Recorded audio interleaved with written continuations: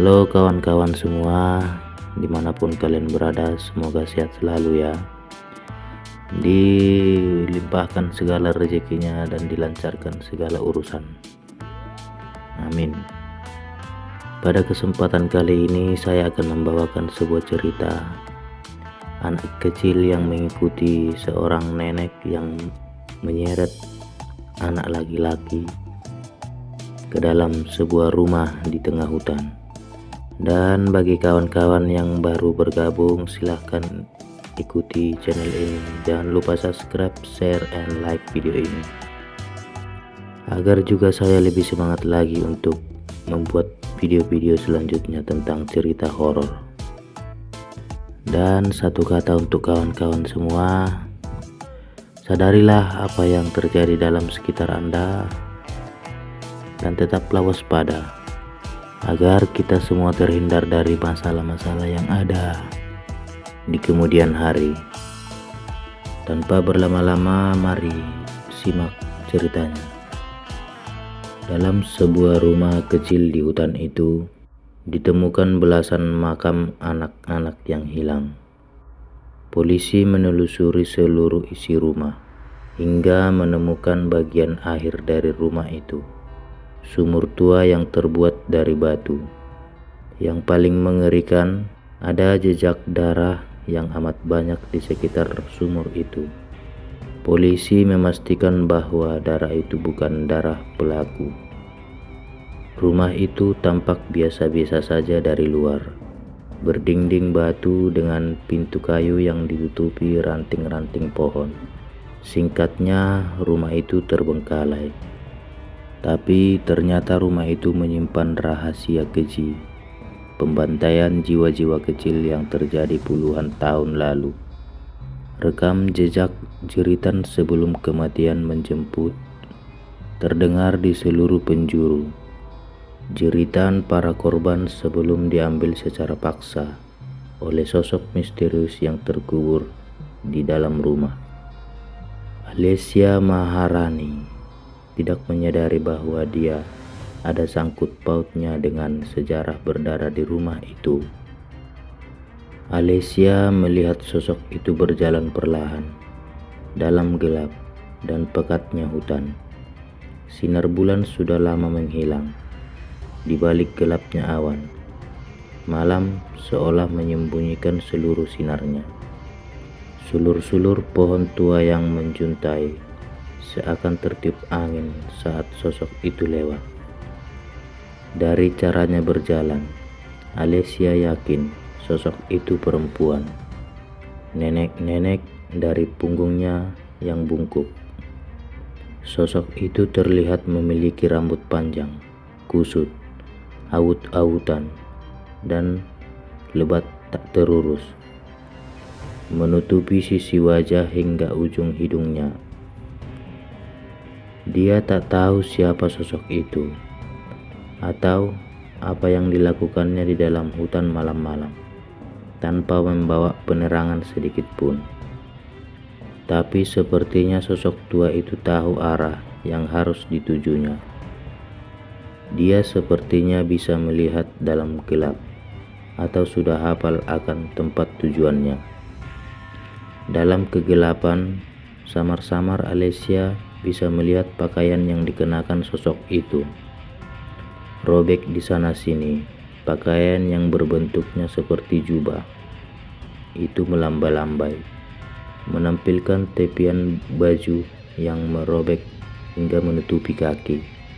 Selintas, Alessia melihat tangan kanan sosok itu seperti sesuatu yang menarik, sesuatu yang menjerit-jerit lemah. Beberapa saat kemudian, bulan purnama bersinar dari balik gelapnya awan. Hingga akhirnya Alessia bisa melihat sosok itu dengan jelas dan melihat apa yang dibawa sosok itu di tangannya tadi. Alessia tidak dapat menahan dirinya memekik. Nenek tua itu sedang menyeret seorang anak laki-laki. Nenek tua itu sedang menyeret seorang anak kecil. Alessia segera menutup mulutnya, langsung sadar bahwa nenek itu bisa saja mendengar suaranya. apalagi suaranya sangat keras di tengah keheningan hutan yang pekat. Tapi anehnya, nenek itu tidak mendengar suaranya. Dia bahkan terlihat tidak menyadari ada orang lain yang mengikutinya saat itu. Apa yang sebenarnya terjadi? Kenapa dia tidak mendengar suaraku? Tapi syukurlah kalau dia tidak bisa mendengarnya. Dia pasti akan mencelakaiku atau semacamnya, seperti yang dilakukan pada anak itu. Astaga, apa yang dia lakukan pada anak itu? Aku merasakan hawa pembunuh yang sangat mengerikan. Itu yang ada di dalam pikiranku setelah itu. Anak itu terseret-seret dengan perut di tanah dan punggung menghadap ke atas. Tangannya yang kurus, pucat dalam cahaya bulan menyakar-nyakar tanah di sekitarnya, berharap dengan begitu dapat menahan seretan sosok itu. Dia terus meronta-ronta tiada henti, juga berteriak-teriak kesakitan dan ketakutan, tapi suaranya tidak jelas. Diam, diam. Alessia tersentak. Nenek itu bicara, dan suaranya tidak seperti suara orang yang biasa didengarnya. Suara itu terdengar tua, tentu saja tua, dan sangat rapuh, serta tajam, seperti mengomel tipis yang sedang menggores tanah. Ketika mendengar suara itu, Alessia segera merasa ketakutan yang luar biasa. Seakan-akan ketika nenek itu berbicara, suaranya penuh penghiburan. Alessia refleks berjalan mundur dengan ngeri. Aku harus segera pergi dari sini. Demi Tuhan, apa yang sebenarnya aku lakukan di sini? Dan kenapa aku bisa di tempat seperti ini? Ketika Alessia ingin kabur, tiba-tiba anak lelaki itu memutar ke arahnya. Alessia bisa melihat mata itu yang dipenuhi air mata ketakutan, memancarkan menyiratkan permintaan tolong. Tolong, tolong aku, katanya lemah. Tangannya kini menggapai ke arah Alessia. Alessia menelan ludah.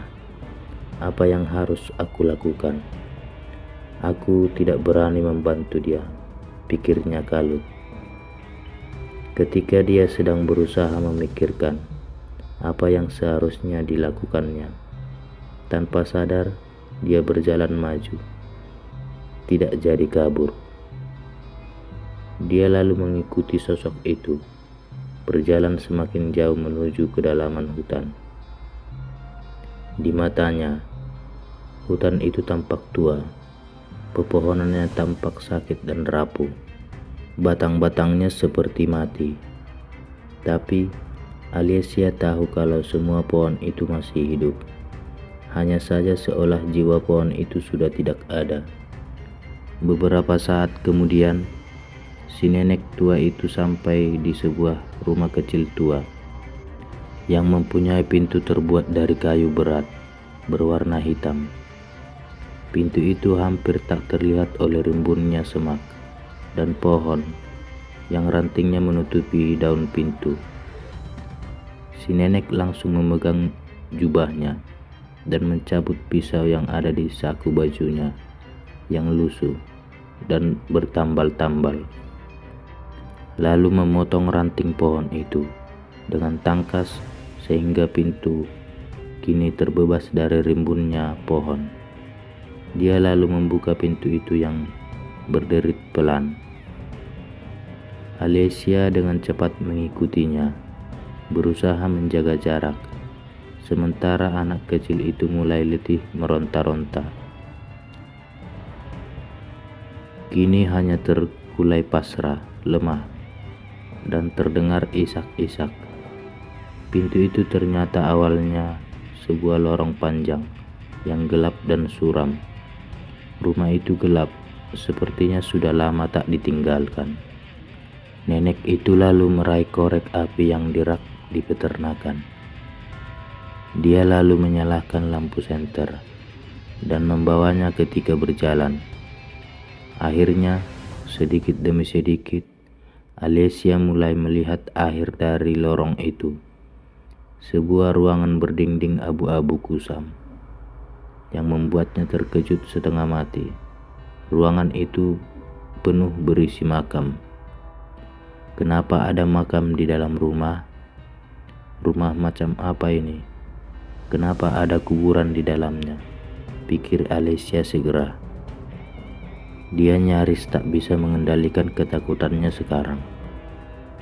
Tapi dia tidak bisa kabur, karena kakinya seolah tertancap kuat di lantai tanah yang menjadi alas rumah itu. Lantai di sekitar makam itu dipenuhi dedaunan gugur, yang gugur dari 3 pohon di tepi makam.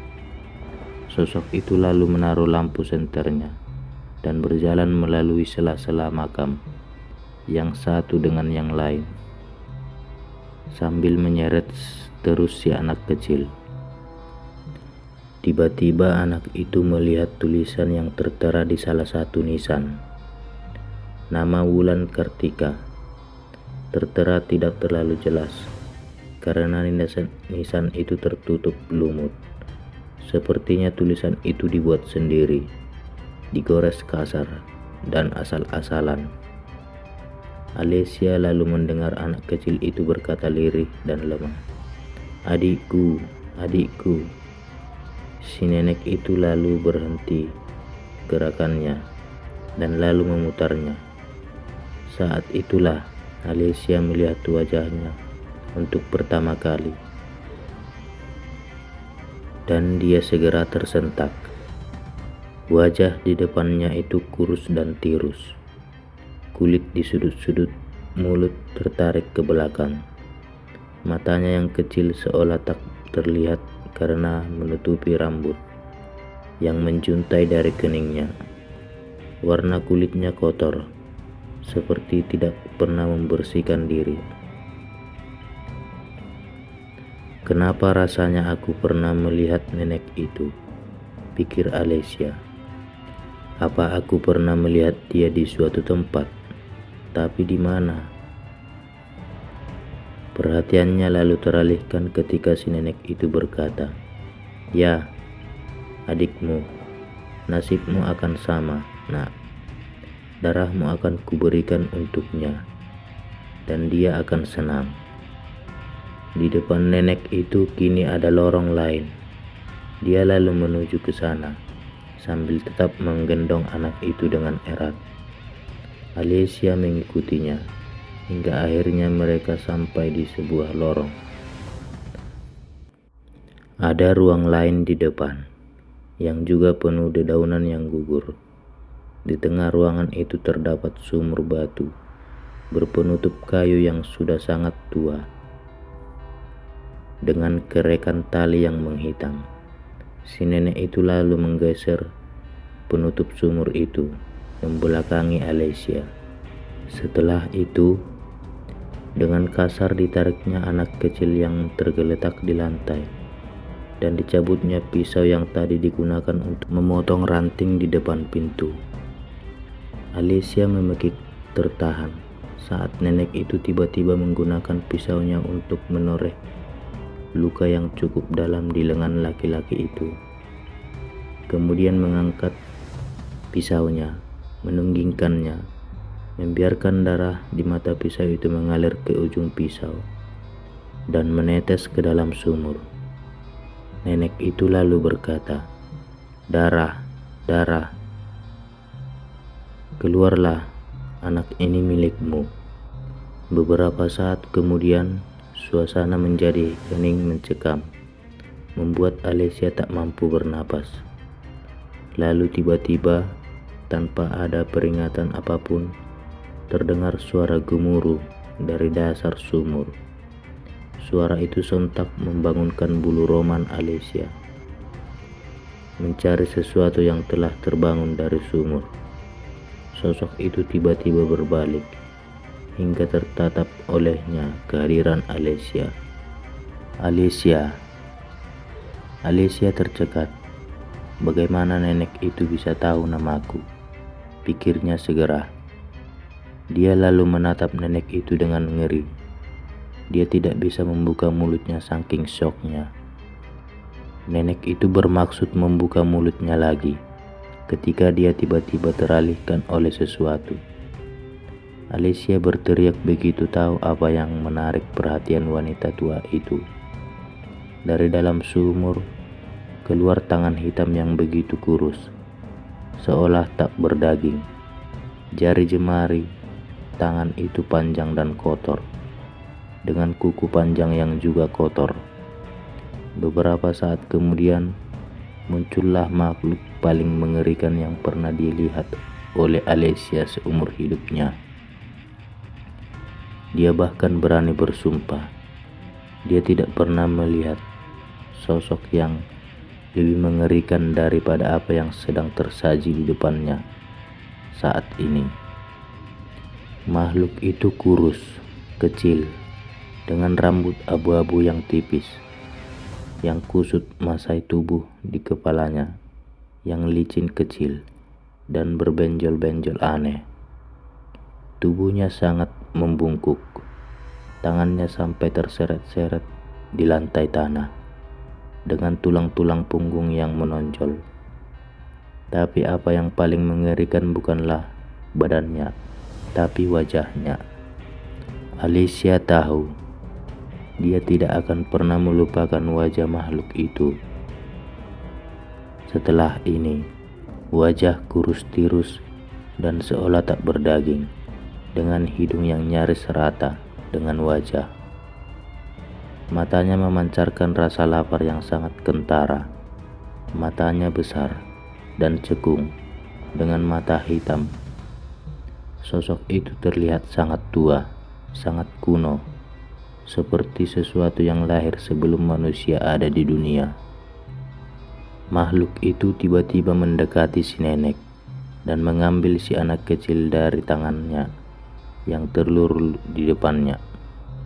"Tidak, tidak, lepaskan aku," seru si anak kecil dengan penuh ketakutan.